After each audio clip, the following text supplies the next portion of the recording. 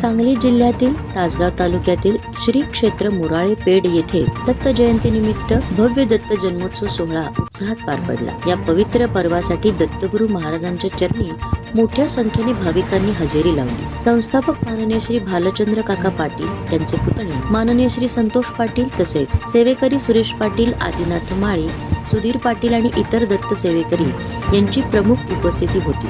दादासाहेब यांच्या भूत प्रेत संबंधीच्या संकटांवर उपाय म्हणूनही मोराळे दत्तगुरु महाराजांचे हे क्षेत्र महत्त्वाचे मानले जाते। भक्तिभाव, कीर्तन, पूजा अर्चा आणि सेवा कार्याने संपूर्ण परिसर दत्तमय झाल्याचे चित्र पाहायला मिळाले। कॅमेरामॅन पियुष भाटेसह संतोष काळे पाटील यांचा रिपोर्ट।